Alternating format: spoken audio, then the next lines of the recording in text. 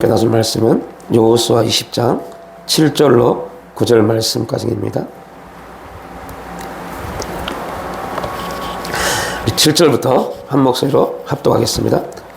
이에 그들이 납달리 산지 갈릴리 가데스와 에브라임 산지 세겜과 유다 산지의 기랏 야르바 곧 헤브론과 여리고 동쪽 요단 저쪽 루벤 지파 중에서 평지 광야의 벳셀과 갓 지파 중에서 길앗 라목과 므낫세 지파 중에서 바산 골라를 구별하였으니 이는 곧 이스라엘 모든 자손과 그들 중에 거류하는 거류민을 위하여 선정된 성읍들로서 누구든지 부주 중에 살인자가 그리로 도망하여 그가 회중 앞에 설 때까지 피해 보복자의 손에 죽지 아니하게 하기 위함이라. 아멘. 예. 오늘은 여호수아 20장 말씀을 중심으로 도피성, 은혜의 장소라는 제목으로 말씀을 나누겠습니다. 하나님이 이스라엘 백성들에게 가나안 땅을 허락하시고 그 땅에 거할 수 있도록 은혜를 주셨습니다. 이 모든 과정이 하나님의 역사임에는 틀림이 없습니다. 우리가 은혜 안에서 생각을 해보면 저는 제 개인적인 신앙적 기준에서 하나님의 그 기이하신 역사를 통해서 하나님의 기적을 통해서 이스라엘 백성들을 출애굽시키시고 홍해를 가르시고 그 바닷길을 육지처럼 걷게 하시고 광야 그들의 불순종이 있었지만 그럼에도 불구하고 40년의 시간 동안 돌보시고 입히시고 먹이시고 인도하셨던 그 시간들, 여리고를 점령하고 요단강을 건너고 여리고를 점령하고 아이색을 점령하고 이 가나안 땅을 각 지파별로 분배를 하셨던 이 모든 과정을 우리가 생각할 때 굳이 도피성이라는 이 장소를 하나님이 마련을 둘 필요가 있을까라는 생각을 해봤습니다. 왜 이런 생각을 해봤냐면 하나님의 그 엄청난 기적을 경험하고 하나님의 그 엄청난 인도하심을 경험하고 하나님이 항상 함께 하신다는 사실을 그들이 몸소 체험했는데 굳이 그들이 그런 하나님 역사를 경험하고 하나님 함께 하심을 알고 있는 이스라엘 백성들이 범죄를 저지를까? 라는 생각이요. 보통 우리는 이런 생각을 하잖아요. 성령 충만하면, 성령이 충만해지면 모든 게 다 해결된다고. 그 말입니다. 성령 충만해지면 이스라엘 백성들이 하나님이 모든 걸 다 보여주셨고 가나안 땅을 점령하도록 다 허락해 주셨습니다. 그러면 굳이 도피성이 왜 필요할까요? 성령이 충만한 하나님이 함께 하시는데 범죄가 있을까요? 이런 생각을 해봐야죠. 우리가 자칫 잘못하면 저 이방 종교를 믿는 사람들처럼 뭐가 하나 강하게 임하면 다 해결되는 것처럼 생각하면 안 된다는 겁니다. 인간은 항상 연약해서 하나님이 함께 하심에도 불구하고 우리가 그 하나님 앞에 관심을 두지 못하면 하나님께 집중하지 못하면 우리는 범죄할 수밖에 없는 그러한 연약한 존재입니다. 왜요? 범죄 가운데 태어났기 때문에. 범죄함에 그 가운데 태어났기 때문에 아무리 많은 경험을 하고 체험을 해도 우리가 하나님께 나가지 못하면 하나님 앞에 하나님 앞에 서 있다는 사실을 잊어버리면 우리는 우리 삶 자체가 범죄할 수밖에 없고 죄를 질 수밖에 없는 그러한 존재이기 때문에 하나님이 도피성이라는 우리는 또 하나 알아야 돼요. 이 도피성을 하나님이 주신 목적이 뭘까요? 단지 그곳에 도피해서 사람이 숨으면 그 사람은 산다. 이 내용이 아닙니다. 도피성을 통해서 이스라엘 백성들에게 무엇을 보게 하셨을까요? 하나님의 함께 하시며 하나님이 함께 하심을 보게 하는 것이 또한 도피성입니다. 그러니까 도피성은 각 지파별 중심에 6개를 두신 이유가 있습니다. 항상 이스라엘 백성들은 지금 여러분들 이제 땅을 다 분배받기 전까지는 이스라엘 백성들이 어디에 머물러 있었어요? 이스라엘 백성들이 가나안 땅을 다 분배받기 전에는 어디에 머물러 있었어요? 길갈이요. 길갈에 머물러 있으면서 그들이 머물러 있는 중심에는 뭐가 있었습니까? 이스라엘 백성들, 우리가 출애굽기 읽어보셨잖아요. 그죠? 성막을 중심으로 세 지파가 이렇게 나눠 있잖아요. 그렇게 나눠져 있는 이유가 뭡니까? 그들이 매일매일 뭘 봐야 돼요? 성막이요, 성막. 성막에는 뭐가 있습니까? 하나님의 영광이요. 그런데 이제 이들이 어떠한 일이 일어났습니까? 지파별로 다 나눠졌습니다. 땅을 분배받고 가나안 땅을 정복하고 지파별로 다 나눠졌습니다. 지파별로 나누어져 있는 이스라엘 백성들이 성막이 있는 그곳에 저 멀리 40km, 100km 이상 떨어져 있는 그들이 성막을 볼 수 있을까요? 없을까요? 못 보지요. 그래서 그들이 있는 그 지파별로 모여 있는 그 지역에 하나님이 도피성을 만드시고, 그 도피성의 목적은 그 성으로 도망간 사람들은 그 어떠한 사람도 그를 죽일 수 없다, 해를 끼칠 수 없다, 이게 목적이지만 그 목적을 이루기 위해서 하나님이 항상 너희와 함께 한다는 사실을 도피성이라는 주제를 가지고 보여주신 겁니다. 우리가 예수 그리스도를 바라볼 때 단지 어떠한 사람들처럼 예수 그리스도의 보혈을 통해서 우리를 정결케 해주시고 예수 그리스도 십자가의 구원의 역사가 우리에게 임하게 해주셔서 우리가 거듭나고 예수 그리스도를 통해서 우리가 제사함 받고, 단지 이러한 기도나 하라고 그리스도를 우리에게 보내주신 게 아닙니다. 예수 그리스도를 통해서 누구를 보라고요? 예수 그리스도는 단지 십자가에 죽으시고 이게 목적이 아닙니다. 예수 그리스도를 통해서 하나님을 보도록이요. 이게 예수 그리스도를 보내신 목적입니다. 구약에 있는 모든 일들, 상황들, 모든 장소, 모든 기구들은 누구를 의표합니까? 예수 그리스도요. 그러니까 구약에 나와 있는 모든 것들, 모든 일들은, 모든 사건은 예수 그리스도를 예표하는데, 예수 그리스도는 단지 우리를 구원하기 위해서 십자가를 지신 분이 아니라 그분을 통해서 하나님을 보게 하신 겁니다. 그래서 주님이 오셔서 복음에서 말씀하잖아요. 나를 통하지 않고는 누구도 하나님을 볼 수 없다고 말씀하시잖아요. 그러니까 우리에게 하나님이 도피성 예수 그리스도를 보내주신 이유는 단지 우리가 제사함 받고 구원 받고 이게 아니라 예수 그리스도를 통해서 눈에 보이지 아니하신 누구를요? 하나님을 보도록이요. 그런데 또 중요한 거, 예수 그리스도는 2000년 전에 육신을 입고 이 땅에 오셨습니다. 그럼 우리가 2000년 전에 죽으신 그 예수님을 어떻게 봐요? 여러분, 2000년 전에 돌아가신 주님을 볼 수 있습니까? 못 보잖아요. 그럼 우리는 어떻게 예수 그리스도를 봅니까? 분명하게는 예수 그리스도를 통하지 않고는 누구도 하나님을 보지 못하는데, 하나님을 만나야만이, 하나님을 인격적으로 만나야만이 우리가 변화되고 성장 성숙해서 그리스도의 장성한 분량에 충만한 데가 이룰 수 있는데, 예수를 못 보는데 어떻게 그럼 하나님을 만나요? 그래서 우리에게 뭘 줬어요? 말씀을 주셨잖아요. 우리는 이 말씀을 통해서 누구를 만나야 돼요? 예수를 만나야 돼요. 예수를 봐야 되고 그 말씀을 통한 그 말씀의 돋보기로 하나님을 만나야 돼요. 그래야만이 그 말씀의 돋보기로 하나님을 만나야만이 나에게 주어지는 환경과 상황을 통해서 하나님의 뜻이 발견되죠. 여러분, 죄송하지만 백날 여러분 우리가 주어지는 환경과 상황을 통해서 그 상황을 보십시오. 하나님이 보이시는지, 하나님의 뜻이 보이시는지 안 보인다니까요. 누구를 통해서만요? 그리스도를 통해서만요. 그런데 우리가 예수 그리스도를 통해서 말씀을 통해서 그 환경을 보려고 하는데 문제가 또 하나 있습니다. 그 말씀이 무슨 말인지 도대체 모르겠습니다. 알 수가 없어요. 이 말씀이 무엇을 말하고 있는지, 이 말씀이 나에게 어떻게 적용돼야 되고, 이 말씀이 나를 어떻게 인도해 가는지 알 수가 없어요. 그래서 하나님이 걱정하지 마. 또 다른 보혜사를 보내주셔서 예수 그리스도, 보혜사 대신 예수 그리스도가 행하셨던 모든 것들을 또 다른 보혜사인 성령을 통해서 너에게 이루어가게 할게 라고 말씀하셨잖아요.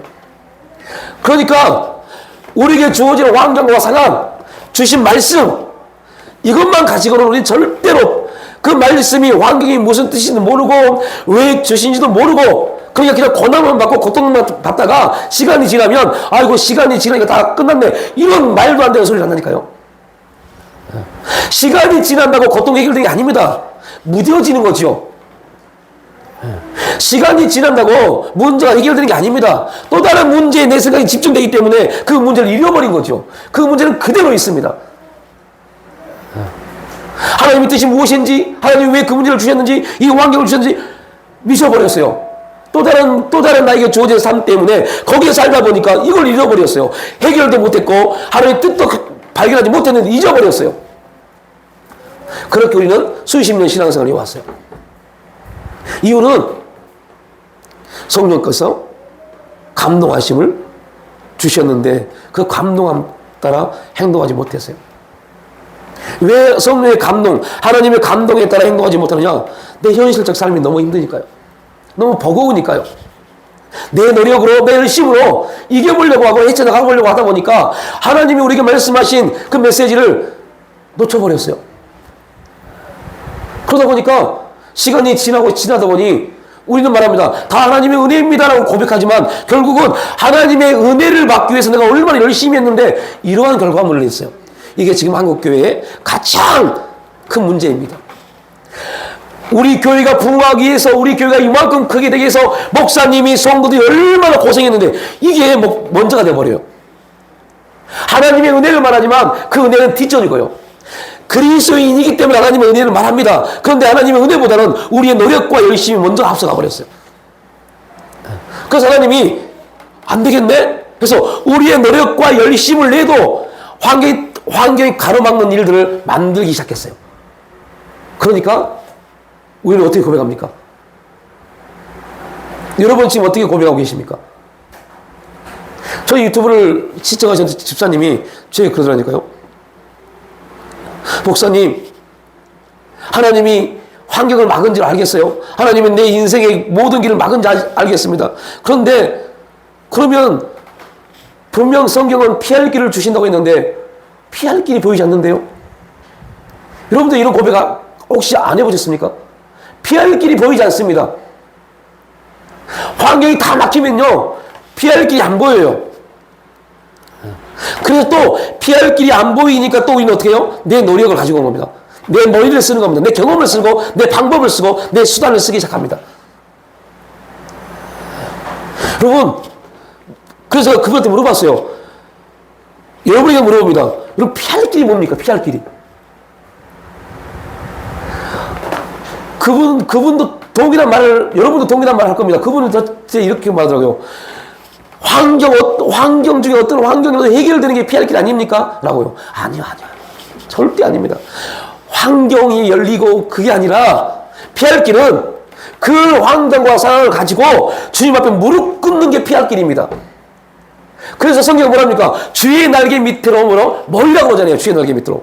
너에게 환경과 상황을 주는 목적은 너희들을 얻으려 주의 날개 밑으로 멀게 하도록 하나님이 주신 겁니다. 우리의 피할 길은 이 환경의 문제가 해결되어지고 이 상황이 해결된 게 아니라 우리가 얻으려 주 앞으로 나오는 거예요. 그게 도피성입니다. 그게 예수 그리스도입니다.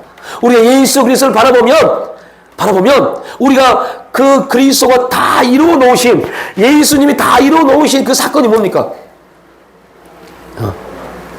예수님이 다 이루어 놓으신 사건이 짧게는 간단하게 말하면 아브라함과 이삭과 야곱에게 주신 축복입니다. 그래서 아브라함과 이삭과 야곱의 하나님이라는 주제가 너무너무 중요합니다. 그 아브라함과 이삭과 야곱에게 주신 그 축복을 예수님이 이루셨어요. 구약의 모든 내용은 아브라함과 이삭과 야곱에게 하나님이 행하셨던 일들을 풀어놓은 게 구약의 말씀입니다. 그래서 예수님은 아브라함과 이삭과 야곱의 족보로 오신 겁니다. 그리고 오늘 저와 여러분에게 아브라함에게 연락하셨고 이삭에게 축복하셨고 야곱을 통해서 민족을 일으키게 하신 그 역사를 우리를 통해서 나타내시기 위해서 그리스도 예수 안에서 우리의 새로운 삶의 길을 열어가신 겁니다. 그래서 예수 그리스도가 너무너무 중요하고 구약에서는 아브라함과 이삭과 야곱의 하나님이 너무너무 중요한 겁니다. 우리는 그 사건을 통해서 반드시 누구를요? 하나님을 만나야 돼요. 하나님을 만나지 못하면, 우리가 주신 환경과 상황에서 하나님을 만나지 못하면 우리는 계속 불평하고 짜증내고 심지어 욕하고 분노를 낸다니까요. 분을 낼 수밖에 없어요. 왜요? 도대체 모르겠으니까. 도대체 답답하니까. 근데 막 도대체 답답하고 힘들어 죽겠는데 교회에 오면 목사가 계속 여러분 그렇게 살면 안 됩니다. 여러분 그렇게 말하니 얼마나 짜증나요. 위로받으려고 왔는데 뭐 위로받으려고 오셨겠죠. 또 하나님의 응답을 받으러 왔는데 와서 보니까 설교 중에 여러분 왜 그렇게 하십니까? 여러분 기도하십시오. 왜 기도 안 하십니까? 여러분 왜 하나님의 더 섬기지 못하고 더 가까이 가지 못합니까? 이런 말이 은혜가 되겠어요? 짜증이 나지? 나름대로 열심히 하려고 하는데 나름대로 열심히 하고 있는데 더 이상 어떻게 하라고? 내 현실이 힘들고 내 환경이 어려운데 어떻게 하라고? 이렇게 우리는 해석을 해버리는 겁니다. 그러다 보니까 저런 거 다 구호예요. 구호. 여호와께서 복을 주십니다. 부하게 하십니다. 그 인심을 겸하여 주지 아니하십니다. 하나님의 생명의 말씀이 아니라 구호예요. 구호. 우리 한번 구호 외쳐봅시다. 이렇게 끝나버려요. 실제인데 여호와께서 우리에게 복을 주시고 부하게 하시고 그 인심을 겸하여 주지 아니하십니다. 실제 말씀임에도 불구하고 구호로 끝나버립니다. 기도할 탐을 외치는 걸로 끝나버립니다. 그러면 안 돼요. 여호와 지금까지 오랑골 에베레스트인데 지금 걸어가는 이 길, 임마누엘의 역사, 지금부터 걸어갈 이 길, 여호와 일의 축복, 구호로 끝나버리면 안 돼요. 진짜 지금 우리가 걸어온 그 길이 에베네셀의 은혜로 고백되어지요. 하나님이 정말로 여기까지, 지금까지 도우셨습니다. 인도하셨습니다라는 고백이 나와야죠. 지금 걸어갈 길, 그렇게 인도하신, 함께 하셨던, 도우셨던 하나님이 지금 걸어간 이 길에도 임마누엘 절대 멸망받지 아니하고 승리하고 동행하시고 함께 하실 것을 고백해야죠. 여호와 이레 아브라함에게 준비하셨던 그 놀라운 축복이 지금부터 걸어갈 우리 길 가운데 하나님이 축복하실 것을 믿어야죠. 왜요? 그 일을 위해서 예수님이 십자가에 죽으셨는데 그 일을 위해서 하나님이 굳이 그 엄청난 기적과 은혜를 베풀어서 가나안 땅을 분배해서 너희는 내 백성이고 나는 너희 하나님이 됩니다 라고 선포해서 너희는 절대로 나를 떠나지만 아니하면 내가 너희들 모든 삶 가운데 풍성해 주겠다 약속을 하셨기 때문에 그 약속 붙잡고 있으면 그들은 죄를 범할 필요가 없어요. 그럼에도 불구하고 하나님이 도피성을 허락해 주셔서 항상 기억하라. 내가 너희와 함께 한다는 사실을. 이게 도피성입니다. 그럼에도 불구하고 연약한 우리들이 죄를 범했을 때 사람이 사람을 뭐하지 못하도록요? 판단하지 못하도록요? 재판하지 못하도록요?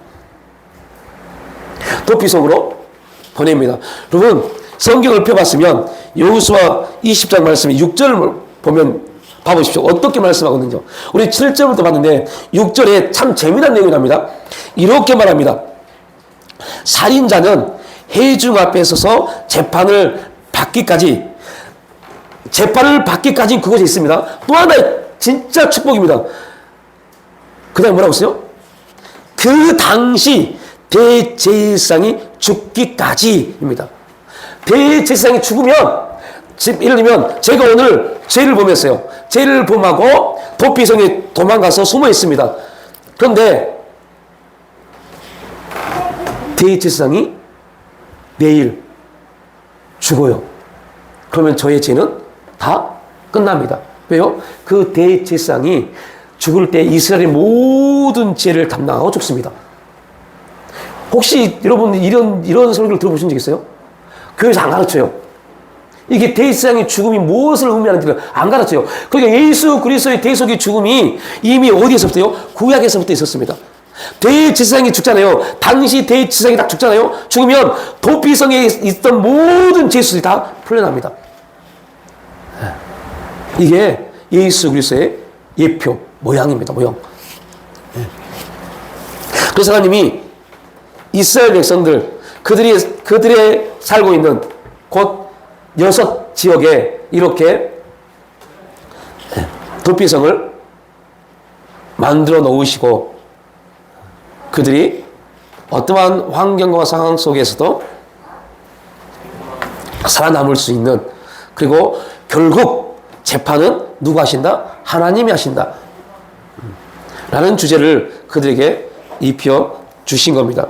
그래서 오늘 이 6개의 도피성에 대한 의미를 살펴보고 그 6개의 도피성이 예수 그리스도 안에서 우리에게 무엇을 말씀하는지를 살펴보겠습니다. 첫 번째, 제일 위에 있는 게데스. 게데스라는 지역은요, 거룩하다, 거룩한 곳이라는 의미입니다. 거룩이라는 이름을 가진 도피성은 앞으로 오실 메시아, 가장 거룩하신 분, 거룩 자체이신 분이 예수 그리스도이십니다. 그러면 죄인들에게 가장 필요한 것이 죄로부터, 죽음으로부터의 구원입니다.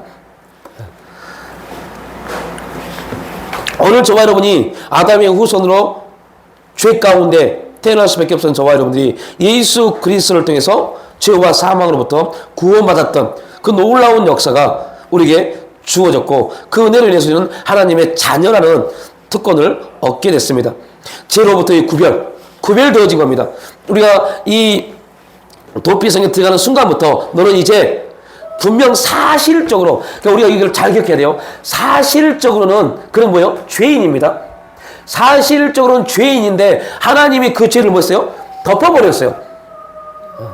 우리는 사실적으로 죄인입니다.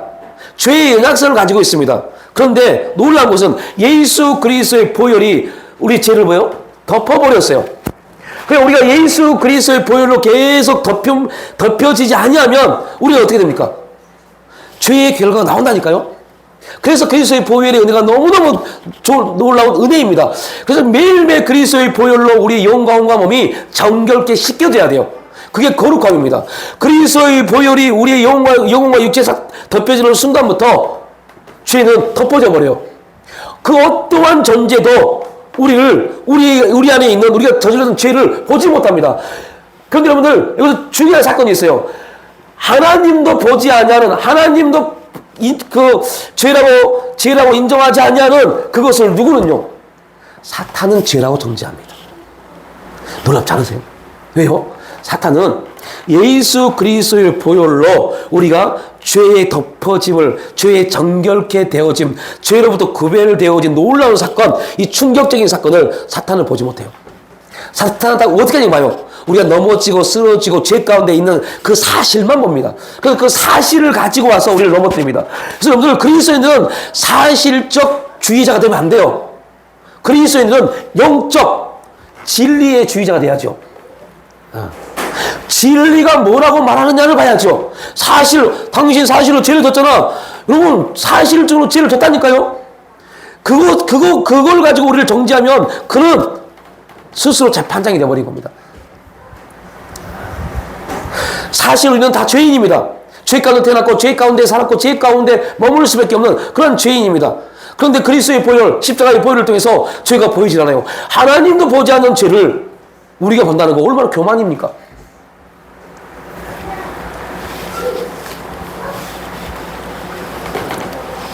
하나님은 거룩하시고 아무 흠이 없으신 예수 그리스도를 예비하셔서 우리를 대신해서 죄의 값을 치르게 하셨습니다. 게데스, 곧 거룩한 도피성이라는 이름은 결국 예수님만이 우리들의 도피성이 되어 그분 안에 거하면 우리의 죄를 사하여 주시고 죄와 구별되어 거룩한 사람이 되게 하여 주신다는 죄로부터 가장 안전하고 완벽한 도피성이 됩니다. 그런데 이제 구약과 오늘날 사는 그리스도인들과 차이는 뭘까요? 구약은요, 도피성에 가서 은혜를 받고 죄의 사함을 받았던 사람들이 다시 와서 또 죄를 집니다. 그러면 그들은 한번 도피성에서 죄의 해결을 받고 돌아와서 죄를 지은 사람들은 도피성에 가지 못합니다. 근데 지금 우리는 어때요? 이게 어마어마한 차이입니다. 지금 우리는 매일매일 죄를 져도, 죄를 지난 소리 아닙니다. 매일매일 죄를 가운데 있고 죄를 져도 영원한, 구약은 영원하지 않기 때문에요. 영원하신 그리스도의 보혈이 있잖아요. 얼마나 큰 축복입니까? 이런 축복을 가지고, 이런 축복의 특권을 가지고 있음에도 불구하고 그 보혈을 사용하지 않는 사람들은 무지하고 안타까운 사람들입니다. 어느 분이 저에게 목사님에게 상담받고 싶고 목사님 교회 가서 기도하고 싶은데요, 목사님한테 잘못한 게 있어서 못 가겠습니다. 그러더라고요. 그래서 제가 그랬어요. 그분에게. 당신은 나를 보고 우리 교회 올 필요가 없습니다. 당신은 나를 보고 이 교회 올 필요가 없습니다. 누굴 보고 와야 돼요? 하나님 보고 와야죠. 나를 왜 봐요, 나를? 내가 이 교회 주인입니까? 그래서 제가 그랬어요. 집사님, 나를 보고 오지 마세요. 이 교회의 주인 하나님이시고 이 교회에 운행하시는 하나님이시기 때문에 하나님이 당신을 부르셔서 연약하지만 저를 통해서 기도받게 하시면 와서 기도 받으세요. 그건 뭐가 문제입니까? 하나님의 집에, 하나님의 내 아버지 집에 내가 오는데 그게 뭐가 문제입니까? 그런데 그렇게 말씀하죠. 그렇게 말씀을 했음에도 불구하고 그러더라고요. 그게 자존심입니다. 그 자존심 개도 안 물어가요. 내가 내 아버지 집에 가는데 사람의 눈치를 왜 봐요? 혹 사람의 눈치가 보이더라도 그 눈치에 조금만 자기를 쳐서 그냥 그 눈치가 보이더라도 무릎 꿇으면 하나님의 신호는요, 우리에게 또 하나의 은혜가 있죠. 망각의 은혜를 주십니다. 근데 그러한 영적인 것을 알지 못하니까 자꾸 사람들의 눈치를 보고 사람들이 나를 어떻게 볼 것이고 사람들이 나를 어떻게 보는가, 그게 중요합니까? 중요하겠죠. 이 세상을 사는 데 있어서. 그러나 더 중요한 것은 하나님이 지금 나를 어떻게 보시는가가 가장 중요합니다. 하나님이 우리에게 말합니다. 너 게데스, 야, 너 거룩한 곳에 들어왔어. 너는 더 이상 죄로부터 구별됐기 때문에 죄가 너에게 아무런 힘도 쓰지 못해. 두 번째는 세겜입니다. 세겜, 어깨에 매다 라고 말합니다. 우리 주님이 우리에게 이렇게 말합니다. 수고하고 무거운 짐진 자들아 다 내게로 오라, 내가 너를 쉬게 하리라 라고 말씀합니다. 우리가 참된 쉼을 얻을 곳은 여러분 집에 있는 침대가 아닙니다. 우리의 참된 쉼은 예수 그리스도 안에 나오는 겁니다. 너의 모든 염려를 주께 맡겨라. 맡겨란 말이 무슨 말이라고요? 던져버려라. 그래서 이전에 기억나십니까? 이런 이야기를 제가 드렸죠. 남편이 완전히 근심에 쌓여있어요. 일이 안 됩니다. 너무 근심에 쌓여있어요. 그래서 부인이 회사에 갔다 온 남편에게, 근심에 쌓여있는 남편에게, 아니 당신 여보 왜 이렇게 얼굴에 근심이 쌓여있냐고, 왜 이렇게 힘드냐고 했더니 남편이 아내에게 쭉 얘기합니다. 막 모든 게 막 안 되고 막 힘들고 회사에서 핍박받고 고난받고 고통받고 친구들에게 조롱받고 하는 얘기를 쫙 해요. 그러니까 아내가 그 얘기를 다 듣고 여보 잠깐만 있어 하고 그 얘기 다 듣고 옆에 있는 사람을 부릅니다. 누구 씨 부릅니다. 왜요? 했더니 그 근심을 그 집에 다 던져버립니다. 그분 맡겨라 라는 말은 던져버리는 겁니다. 이제부터 그 근심은 우리의 것이 아니라 당신의 것입니다. 우리의 근심은 누구의 것이에요? 하나님의 것입니다. 여러분, 그렇다면 조금만 영적으로 민감하신 분들은 엄청난 사실을 깨달을 겁니다. 근심이 많고 염려가 많고 두려움이 많고 걱정이 많다는 것은 무엇을 말합니까? 하나님을 만날 수 있는 상황이 많다는 겁니다. 그래요? 하나님께 이걸 던지려면 누구한테 가야 돼요? 하나님께 나와야죠.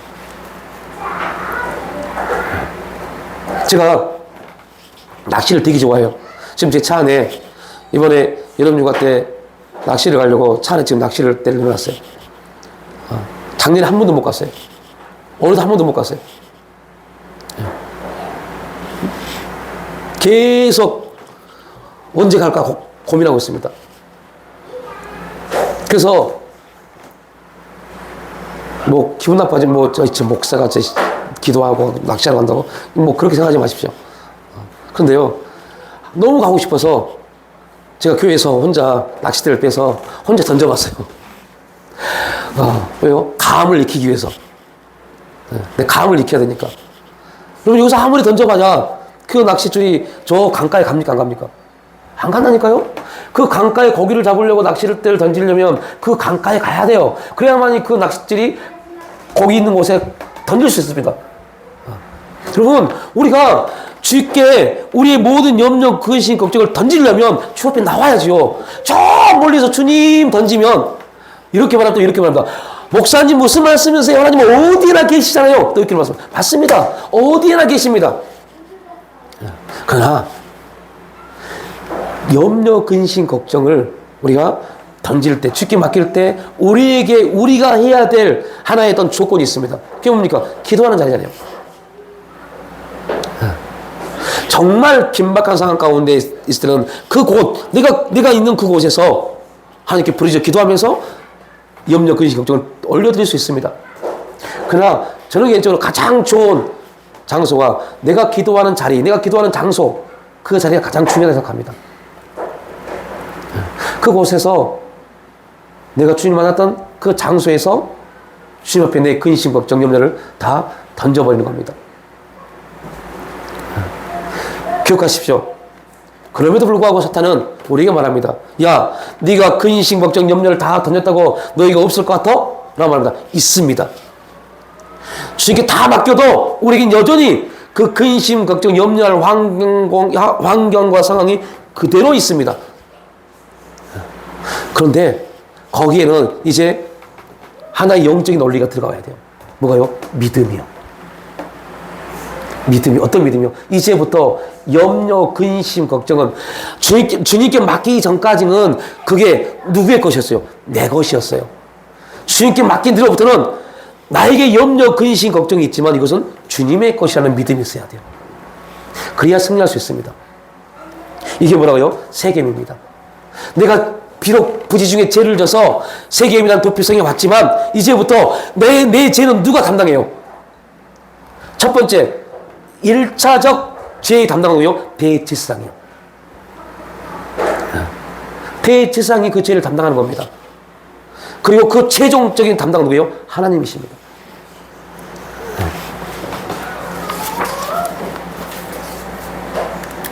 세 번째는 헤브론입니다. 헤브론. 헤브론은 친교라는 의미가 있습니다. 여러분,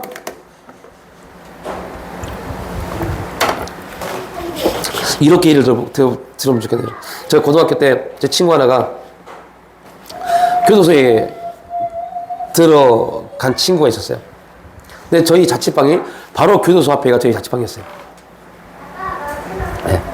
근데 그 친구가 계속 교도관에게 저희가 자취하는 집에 바로 옆방에 또 저희 작은 교도소, 교도관이 살았어요. 그 교도관에게 계속 쪽지를 줘요. 좀 우리한테 면허 좀 와달라고. 왜 그럴까요? 말할 사람이 없어요. 말을 해야 되는데 말할 사람이 없어요. 어떤 사람들이 이렇게 생각할 수 있습니다. 아, 이 도피성에는 많은 죄인들이 있기 때문에 그 안에서 막 얘기를 할 수 있고 막 할 수 있겠지. 절대 아닙니다. 도피성에는 지금 보이시죠? 동그라미 안에 세겜이라는 도피성, 헤브론이라는 도피성이잖아요. 이 도피성 안에 어떻게 보면 그 하나의 원룸이 아니라 각자의 다 칸이 있어요. 그러니까 그들은 비록 보복자에게 보복은 당하지 않지만 그 안에서 평안하게 있는 게 아니라 어떻게 했어요? 죄인처럼 있습니다. 죄인은 아니지만 죄인처럼 있습니다. 평안하지 않습니다. 평안하지 않습니다. 어떤 사람과 교제할 수 없습니다. 가장 도피성에 가면 제 친구가 저에게 계속 쪽지를 보낸 것처럼 뭐가 필요해요? 교제할 수 있는 사람이요. 말할 수 있는 사람이요. 그런데 여러분들 부지 중에 살인이지만 그가 도피성으로 도망왔을 때 누구와의 거리가 단절됩니까? 가족이요. 얼마나 답답하겠어요. 언제 대제사장이 죽을지도 모르고 언제 재판이 일어날지도, 언제 재판이 형성될지도 모릅니다. 그때까지 계속 거기서 혼자만 있어야 돼요. 얼마나 답답할까요? 얼마나 힘들까요? 저와 여러분들 은혜 안에 들어가면 하나님이 어떠한 일을 행하십니까? 가족, 친지, 친구들 다 끊으신다니까요. 정말 기가 막힐 정도로 정말 이거 괴롭다, 혼자다, 이런 생각도 못할 만큼 막 코너로 간다니까요. 그런 이유가 뭘까요? 왜 그렇게 할까요? 하나님이 교제하시려고요. 하나님 말씀이 오시려고요. 그 누구와에게도 누구와도 내 고통이 내가 지금 경험하고 있는 고통, 이 힘든 상황들 누구도 이해할 수 없는 그런 상황으로 만든다니까요. 그래서 심지어 남편이고 아내고 자녀들도 이해하지 못하는 그런 환경을 주신다니까요. 그래서 그걸 가지고 계속 누구한테요, 들리지도 않냐는, 과연 듣고 계시나 할 정도로 의심을 하니까 고백할 수밖에 없도록 만들어 가신다니까요. 그건 자기만 안 해요, 자기만. 뭐라고 말해도 이해하지 못한, 수십 년을 같이 살았는 남편도 아내도 이해하지 못하는 그런 환경 가운데 뭐라 하신다니까요. 그리고 주님 뭐 하시려고요? 찾아오셔서 주님이 친히 말씀하시려고요. 이러한 은혜가 있기를 축복합니다. 이게 헤브론입니다. 헤브론. 네 번째, 라못입니다. 영광 혹은 고귀하게 되다 라는 뜻입니다. 인간은 죄인으로 태어나 죄로 인해 천국의 소망을 가질 수 없는 존재들로 살아갑니다. 이 땅에서의 삶만을 전부라고 생각하다가 마지막 심판날 세상과 함께 멸망당할 수밖에 없는 존재가 아담의 후손들이 겪는 운명입니다. 이러한 비참한 처지에 처해 있는 우리들을 하나님께서 불쌍히 여기시고 예수 그리스도의 대속의 은혜를 우리에게 허락하시고 하나님과 관계를 새롭게 하여 주셨습니다. 이게 영광입니다. 죄인이, 모든 사람이 죄를 범하였음에 하나님의 영광에 이르지 못하더니, 모든 사람, 여기서 모든 사람, 이 땅에 태어난 모든 사람은 다 죄인입니다. 그래서 하나님의 영광에 이르지 못했습니다. 그런데 누가요? 한 사람, 하나님이 택한 한 사람이 십자가에 죽으심으로 모든 죄를 멸하시고 우리를 하나님의 영광 가운데 서게 하셨습니다. 이것은 우리가 영광스러운 일을 했기 때문이 아니라 하나님이 그리스도를 통해서 우리를 영광의 자리에 서게 하셨습니다. 그래서 우리의 삶은 꼭 기억하시고, 우리의 삶 자체가 뭐예요? 하나님께 영광입니다. 그 삶 중에 우리가 혹 실수하고 죄를 범할 수 있습니다. 그럼에도 불구하고 우리의 모든 삶 자체는 객관적으로 하나님께 영광입니다. 이거 꼭 기억하십시오. 사탄은 그걸 깨뜨리려고 계속적으로 우리를 사실적 이야기를 가지고 와서 우리를 참수하고 무너뜨리려고 합니다. 근데 담대하십시오. 아니야, 나는 그리스도 예수 안에서 참된 하나님의 영광자로 선택되었어 라고요. 우리는 저주받은 자식에서 영광되고 고귀한 하나님의 자녀가 되었습니다. 우리가 무엇을 잘해서가 아니라 예수님이 하나님이 원하시는 모든 기준을 충족시켰기 때문입니다. 라못이라는 도피성은 예수님이 우리의 도피성이 되어 주셔야만이 우리가 예수님 안에서 고귀한 하나님의 자녀와 백성으로 살아갈 수 있다는 사실을 우리에게 알려주십니다. 이스라엘 백성들, 하나님이 너희는 내 백성이 되고 라고 했지만 그들은 끝내 그 백성됨을 포기했습니다. 버려버렸습니다. 오늘 그들이 그 하나님의 백성됨을 포기했을 때 하나님이 돌감람나무인 우리 이방인들을 가지를 쳐서 참 감람나무에 접붙임으로 우리가 지금 하나님의 영광의 자녀가 된 줄 믿으시기 바랍니다. 다섯 번째, 벳셀입니다. 벳셀. 이거는 요새 강한 성입니다. 우리는 매일매일 영적 전쟁, 사탄의 전쟁 가운데 있습니다. 우리를 참수하고 무너뜨리고 우리를 조롱하고 비웃고하는 모든 환경과 상황 가운데서 서 있습니다. 매일매일 우리를 조롱하고 비웃고요. 심지어 어떤 사람은 자기가 자기를 비난하는, 자기가 자기를 깎아내리는 사람도 있습니다. 그렇게 우리를 무너뜨립니다. 그때 우리가 꼭 기억해야 될 거, 우리는 지금 어디 안에 있어요? 예수 그리스도 안에요. 예수 그리스도 안에 있는 자는 절대 결코 로마서 8장 1절 2절 말씀이 실제가 된다는 거, 정지함이 없습니다. 왜요? 우리 안에는 우리가 원했든 원치 않든 예수 그리스도를 통해서 생명의 성령의 법이 이미 우리 안에 내포되어 있기 때문에.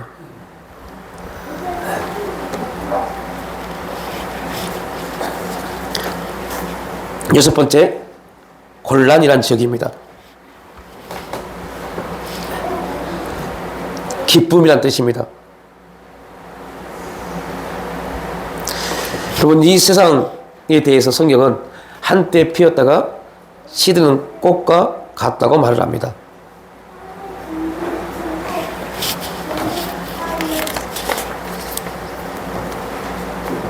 이번에 월드컵 준우승했던 아르헨티나 팀의 주장으로 뛰었던 전 세계적인, 앞으로 그런 선수가 나올까 할 정도로 어마어마한 선수. 축구인들은 이렇게 말합니다. 내 세대, 내가 살고 있는 세대에 메시라는 선수를 본 것이 축복이다라고 말까지 말합니다. 어마어마한 축구 선수입니다. 그런데 그 메시라는 선수도 나이가 40대입니다. 이렇게 말했어요. 준우승하고 나서 이렇게 인터뷰했어요. 내가 3살만 더 어렸으면, 3살만 더 어렸으면.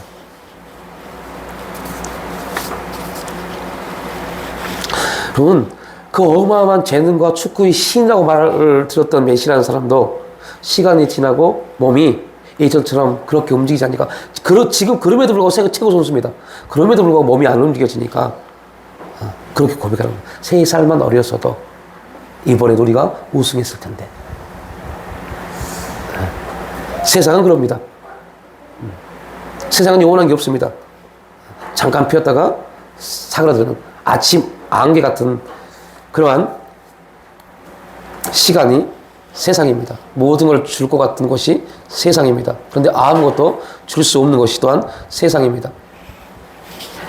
제가 어제 성남시에서 진행하는 성남시 공기업 4개의 공기업이 있습니다. 그 공기업 통합 채용 시험이 있었어요. 그래서 저 잠시에 있는 신천중학교에 가서 시험을 보러 가는데, 와, 몇백 명의 성남시 청년들, 중장년층들이 몇백 명이 시험 보러 왔어요.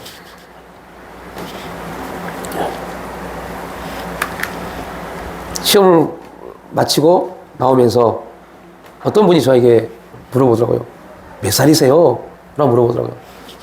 그래서 50대 이제 중반 갑니다 했더니 깜짝 놀래요. 자기는 자기가 제일 많은 줄 알았대요. 그래서 같은 교실에 시험을 보는데 그분이 저를 보고, 저분은 한 40대 중후반 되겠다라고 생각했나 봐요. 그분은 저보다 나이가 2살이 어려요. 또 우리 자녀들은 또 자랑하고 있네. 진짜로 그럽니다. 그런데 저보다 2살이 어리더라고요. 그래서 50대 지금 중후반을 갑니다 했더니, 이거 내가 나보다 또 형님이 있었네? 그러면서 뜬금없이 이제 거기서 나와서 잠실주 경기장에 주차해놨기 때문에 차를 타는데 킥 따라오면서 뜬금없이 그래요. 형님은 그동안 뭐 하셨어요? 뭐 하시다가 지금 이제 성남시 통합 그 공기업 시험을 보러 오셨어요? 라고 물어보더라고요. 그래서 제가 저 교회 목사입니다. 말을 하지 말았어야 돼요. 그때부터 그분 입이 트였어요. 우리 매형도 교회 목사님이신데 하면서, 우리 매형은 지금 성남에서 그거 하신대요. 킥 배달. 그래서 목사님은 목회를 몇 년 하셨어요? 전 목회 20년 했습니다. 아이고, 우리 매형은 그러면 아직 멀었네. 더 해야 되겠네. 왜요? 매형 되신 분은 몇 년 하셨는데, 이제 3년 됐어요. 20년 되신 분도 일하려고 지금 시험 보러 오는데, 우리 매형은 더 열심히 해야겠네. 여러분, 제가 왜 이 말씀 드렸어요? 그래서 제가 그분한테 드렸어요. 혹시 교회 다니세요? 그럼 매형 교회 다닌대요. 그래서 제가 그랬어요. 이렇게 만나는 것도 하나님의 은혜고, 하나님이 만나게 한 뜻이 있는 것 같다. 진짜 이번에 이 시험에서 붙으면 제일 먼저 할 거, 매형이 아니라 당신이 섬기는 교회 목사 킥 배달 하지 못하게 하십시오.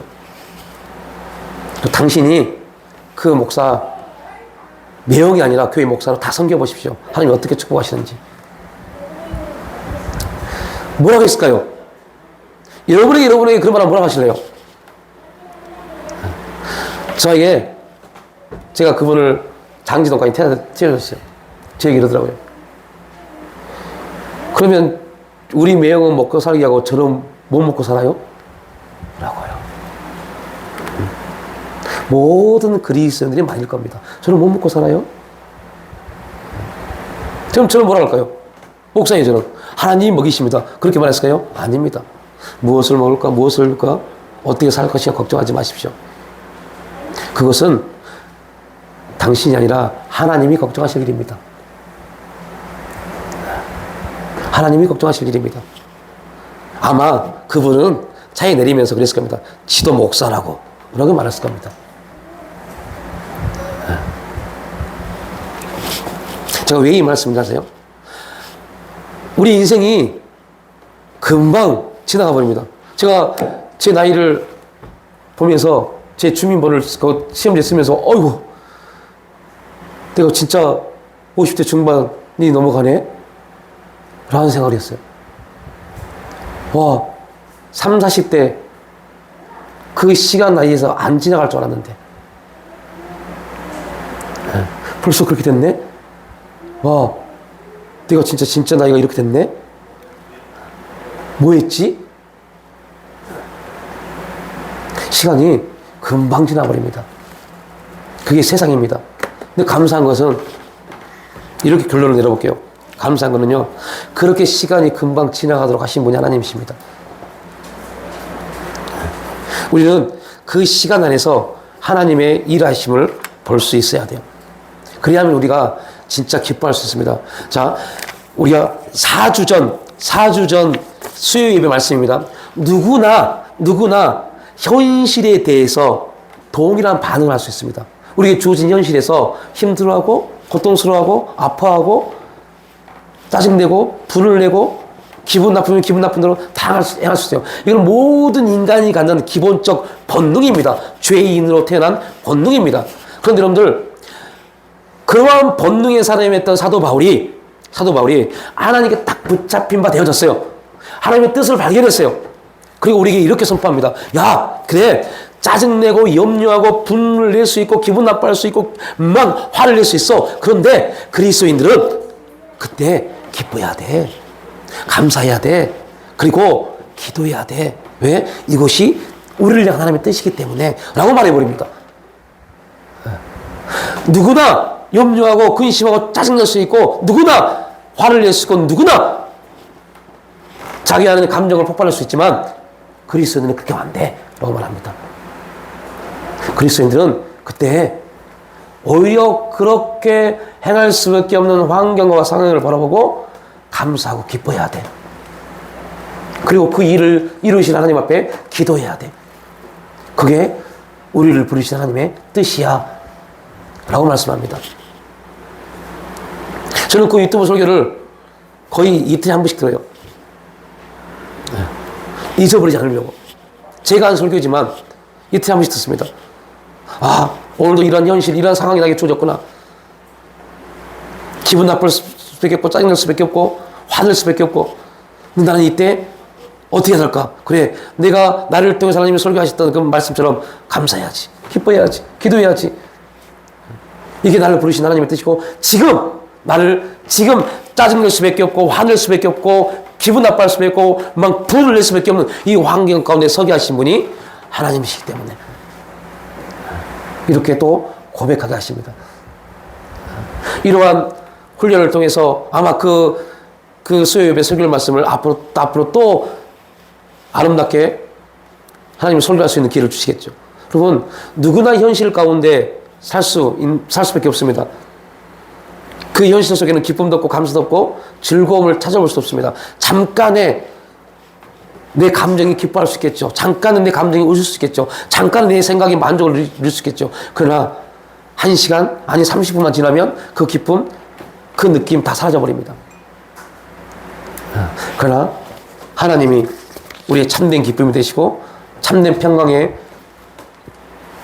주체가 되어주시면 우리 안에 나도 모르는 은혜의 역사, 평강의 역사가 흐르고 결국 우리를 통해서 하나님 앞에 우리가 감사와 기쁨과 기도할 수밖에 없는 이 은혜의 사건들, 어디를 가든 너희가 도피성이 있고 하나님을 볼 수 있고 하나님 은혜 안에서 우리가 피할 수 있는 그 길을 열어놓으신 그 하나님의 거룩하신 일하심에 우리가 나갈 수 있음을 또한 우리 삶 가운데 고백할 수 있기를 주님의 이름으로 축복합니다.